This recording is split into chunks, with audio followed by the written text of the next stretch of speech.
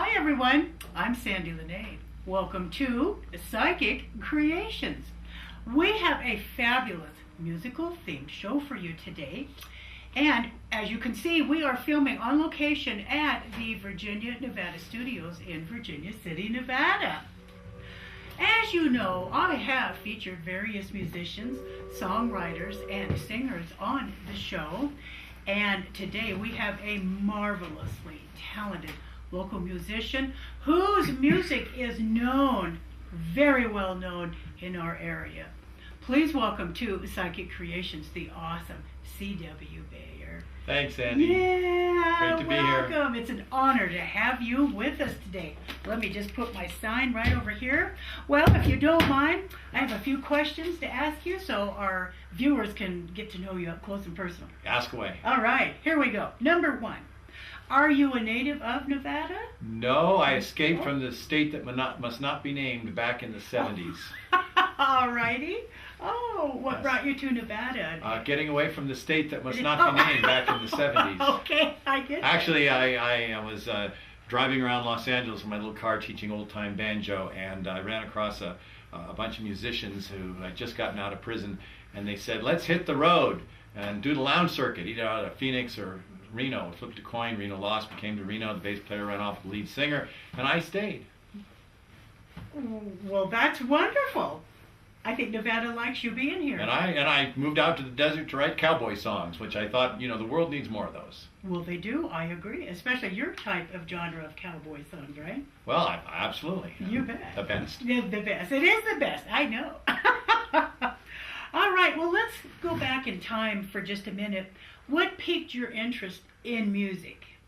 Let's see. When I was growing up, my great-grandfather was a Civil War musician. My father's father was a crooner with my grandmother, played in the vaudeville movie houses of the 20s, and my dad was a crooner in his spare time. And so there was lots of music in the house, and I grew up with it.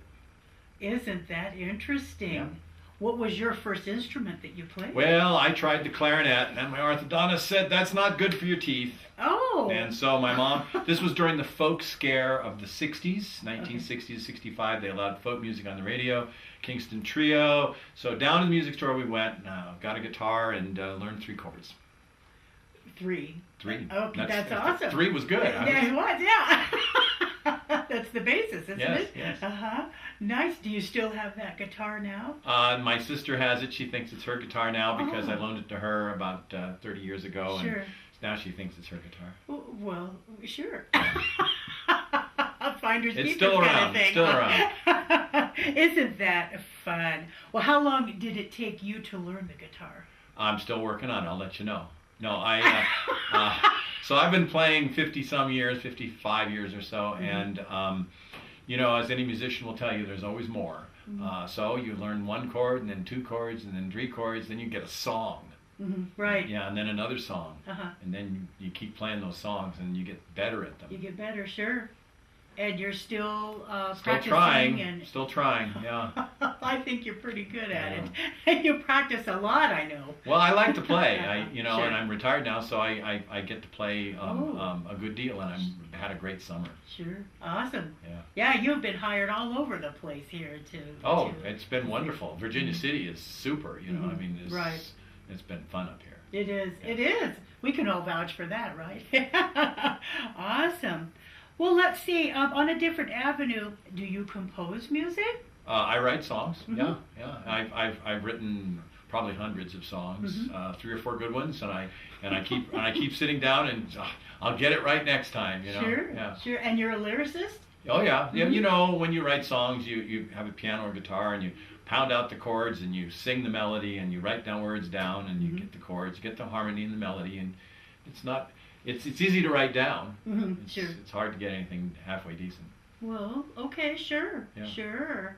And is it just strictly guitar that you play? I played old-time fiddle for about 25 years for dances locally. I play old-time banjo, both modern old-time banjo and 19th century minstrel style banjo, the style of banjo they would have played in a saloon in the 1860s or 70s.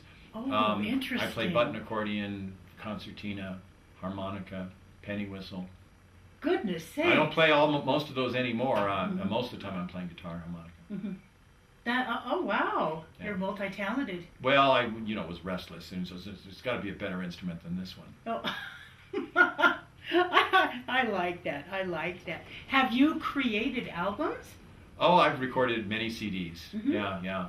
Oh, yeah. really? Oh, yeah, lots of CDs. Nice. Yeah. At one point I did the State Library Archives hired me to do CDs, one a year for 5 years on literacy for children. And I wrote 5 CDs of songs for the state libraries and went around the state doing puppet shows with kids on literacy with original puppet show plus the music with the CD and the activity book. I did 5 of those, and I've done lots of other CDs, and I sort of whip them out and sell them for a while, and then they sit in the closet. Isn't that exciting? Oh yeah, it was fun. If you go to the website Coyote and His Friends, you can see all those shows and those things. And if you go to nevadamusic.com, there's probably a couple songs of mine up there. Really? Yeah. How nice. Oh my gosh, I'm really impressed. That's awesome. That is really awesome. And you say that your CDs can be purchased at those websites? Well, you go to nevadamusic.com. I think I'm not sure what's up there now. One of the recent things I did was I did about 12 of the 19th century Gold Rush songs, just to document, because I did a lot of research on Gold Rush music, and I documented those. And so I think I've been pushing that CD lately, which is mostly historical songs. Isn't that interesting? You play what they played and sang? Well, in addition to writing my own sort of Western songs in both the cowboy style, the Western swing style, and what I would call the sage and pine style, which is a Nevada style, I've done a lot of research on historical poems and songs from this region, which brings me to my book. Oh, yes, and an Did I mention my book? So, go ahead, mention it now. So my book, Rhymes from the Silver State, which you should all buy yes, exactly. off the website, nevadamusic.com, is the only collection of Nevada mining songs, mining poems from the period 1860 to 1890, 1900, and then it shifts to the later songs and poems from the Sage and Pine era, which is the Desert Rat era that runs from 1905 into the 30s and culminates with the song Home Means Nevada. Really? Now, Home Means Nevada was written by Bertha Raffetto in August of 1932. She was poetry editor of the Nevada State Journal, and as such the journal was attempting to revive the poetry corner that had been active in the 20s, and that was a primary means of collecting the Sage and Pine lyrics that were coming out of that period, 1905 to 1930. And so lots of good ones were written in the 20s. They tried to revive it in 31. The poems weren't so good. But in 32, kind of as the final piece in this era, she was asked to write a song about Nevada. And she played it at Bowers Mansion. Actually, she forgot about the gig till the night before. Friday night, she wrote the song, stayed up all night, went out to Bowers Mansion, played the song. People kissed her, said, "Wonderful song." It is a wonderful song. And take it to the legislature. So she did, and it became the state song. But it's truly in that sort of Art Deco, Sage and Pine style that's unique to this area. Okay. Oh, that's very interesting. I did not know. Yeah, if you're into music, it's my favorite new expression: Art Deco songwriting. I love that. Yeah, it's a style. It's a style of chord use. Uh-huh. Yeah. Oh, okay. It's how I look at it, and that song is really good. Oh, interesting. Isn't that interesting, viewers? Wow. Yeah. That's great. That's great. Well, let's see. Do you perform your music for benefits and events? And I demand thousands of dollars, or sure. tens of thousands, depending on what people can afford. And that's why I was able to afford this my Mickey Mouse jacket. I kind of have the biker look going, I think. With Mickey on the back there, the wings. True. So yeah, I try to fit in. So no, actually, yeah, I'll do benefits if somebody is, I've played a lot of Earl Dutton's benefits. He's raised money for Alzheimer's, cancer research, diabetes research. Earl has raised about $12,000 last year, multiple benefits that he's done, and we all sort of chip in and help him out. Isn't that nice? Yeah. Nice. Yeah, he's a great guy. And where else have you performed? Well, okay. Every Wednesday, I'm at Kama Coffee in Carson City, 11:30 to 1:30. Was there today with Kid Beaumont on the clarinet and Dalen Destructo on the percussion, playing playing the honky tonk music. Oh. And then Fridays, 11 to 1, I'll be at the Canvas Cafe here in Virginia City. Most Fridays, 11 to 1, I'm at the Canvas Cafe. Nice. Lexia and Richard's wonderful people and great food. Just stop in. It's acoustic, it's small, it's a little coffee shop, it's wonderful. And then I think periodically I'm at, in Virginia City, I'm at the Ponderosa or the Bonanza or the Delta. Kind of slacking off right now with winter, Right, they're sure. kind of tapering off the entertainment here in Virginia City. But those are the places where you might find me. Mm-hmm. Okay. Come see me. Come say hi. Now these are kind of like a permanent.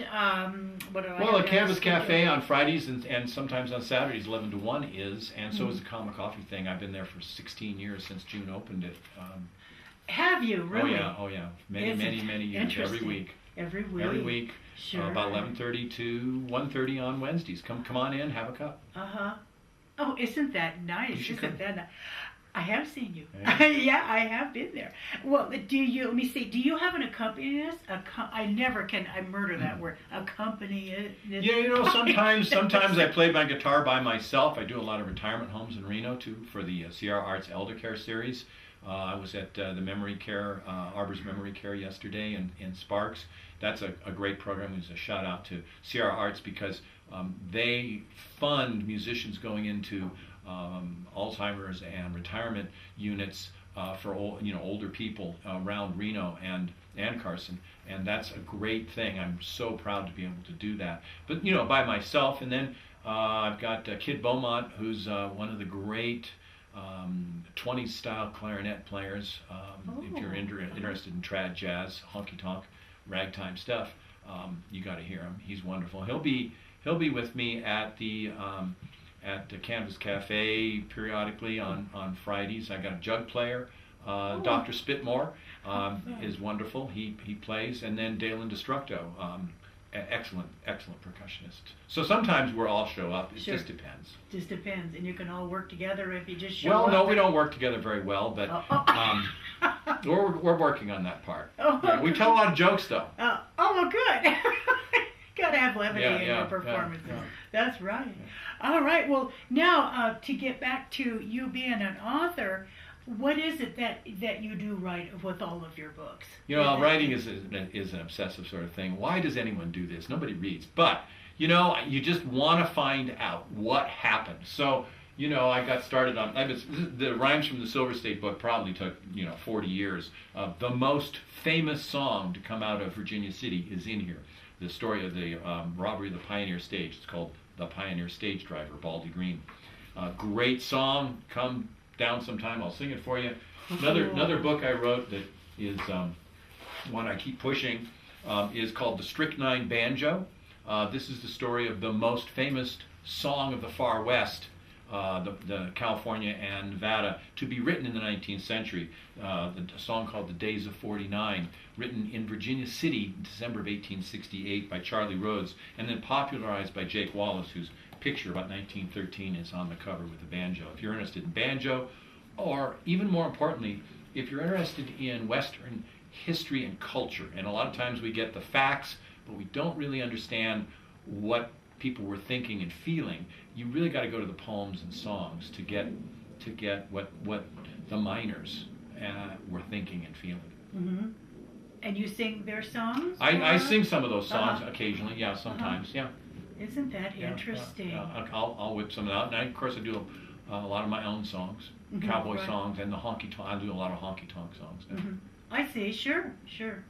Yeah, honky tonk is defined by the absence.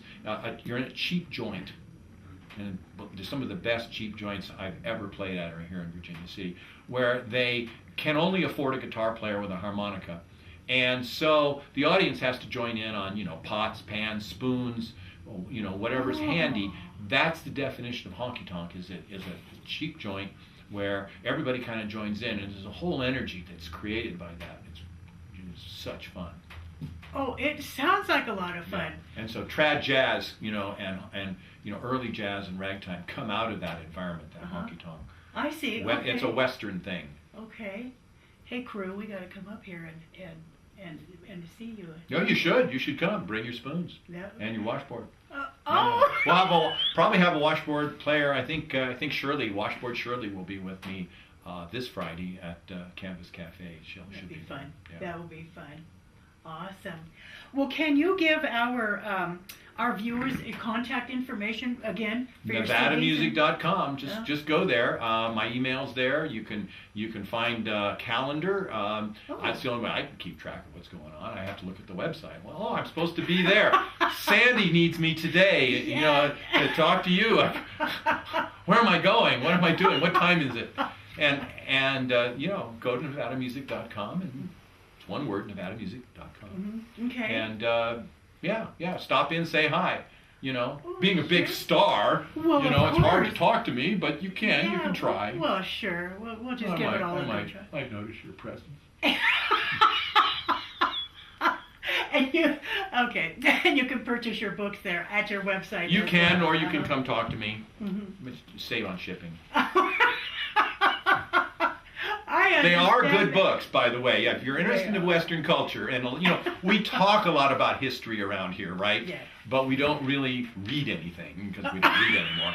So you know, that's favorite complaint of writers is that, you know, like, I wrote this book but nobody reads. Hey, you I know. understand that. Yeah, I understand that. Yeah.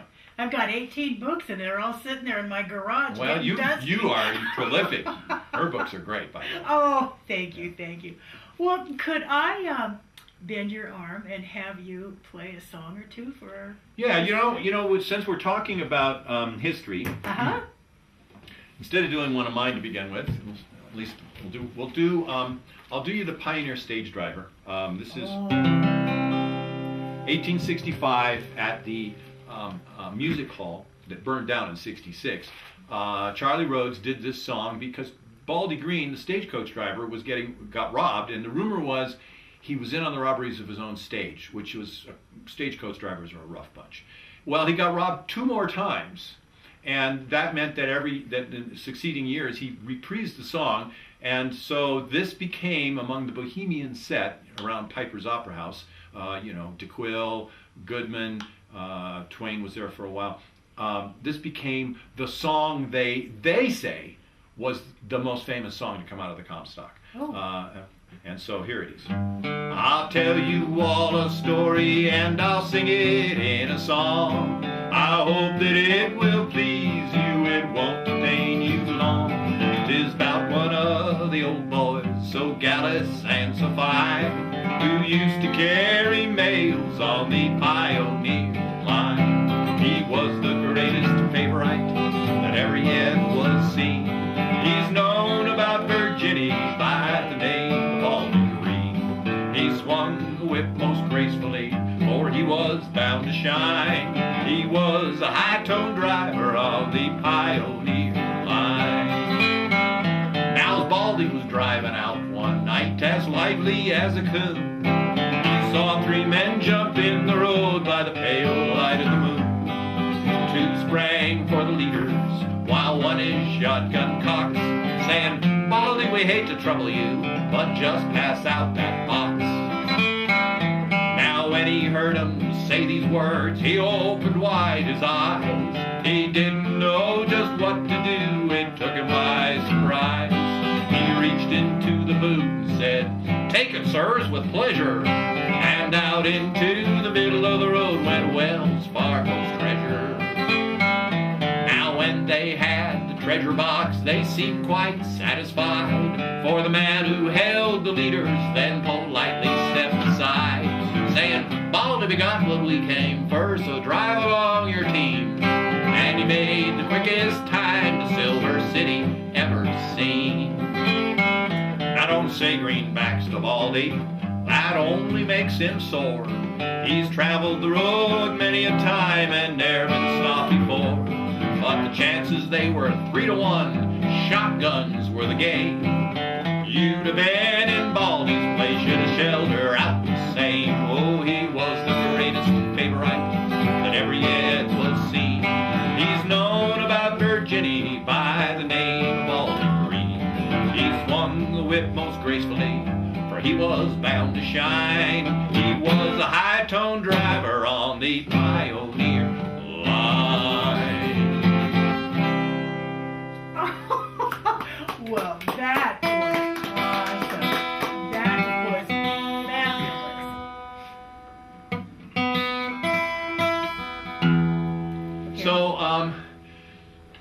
So that's the most famous song that was remembered by the Bohemian Set, and that's what they thought of themselves as. The writers and the singers and the banjo players around Piper's Opera House in the 1860s, 70s. But the most famous, the most significant and important song was another one written by Charlie Rhodes, which is the subject of the book, the Strychnine Banjo, which is the song The Days of 49. The reason the book is called the Strychnine Banjo is that in 1865, one of Charlie Rhodes, the banjo player's greatest fans, a man by the name of Sam Clemens, was in San Francisco. He'd been run out of Nevada after insulting the wife of a Carson City resident, a man. This happens frequently. The man went after him with a gun, and Twain escaped to San Francisco, where he was overcoming his addictions to strychnine whiskey and penniless. So he wrote an article for the paper in which he compared the effects of strychnine whiskey to the effects of the banjo. Both give you diarrhea. So this is everything I say today is true, Sandy, true or better. Okay. So that's the reason for the title, the Strychnine Banjo. Charlie Rhodes, a lot of these guys were drinking. I've got the formula for strychnine banjo, strychnine whiskey in my book. If you want to die an early death, it's right in there. Charlie was dying as he wrote it, and then Twain, of course, got a job on a ship to Hawaii, which helped dry him out, and that was how he got over it.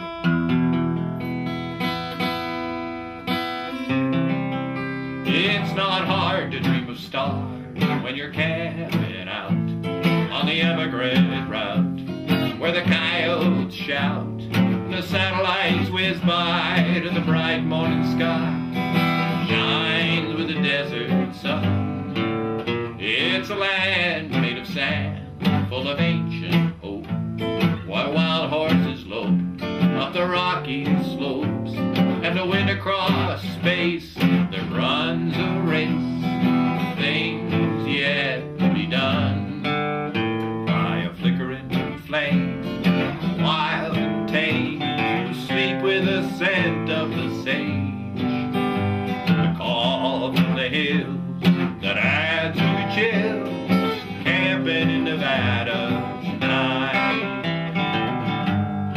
When you reach that bar beach by the alkali flat, wear a tight white hat, make the desert your mat, and leaving all talk, dream of the heart, high and on the run. You can hear far and near all the echoes long of the powwow song and the Chinese gong as the ranch hands dance, the showgirls prance, working for work and fun by a flickering flame, wild and tame, you sleep with the scent of the sage, and a call from the hills that adds to the chills, camping in Nevada tonight. See the graves by the trail where the tumbleweed cloak, the old wind spoke, where the wild horses spoke, and the prayer that goes on from evening till dawn, fired from an old rusty gun by a flickering flame, wild and tame, you sleep with the scent of the sage, and a call from the hills that adds to the chills, camping in Nevada tonight.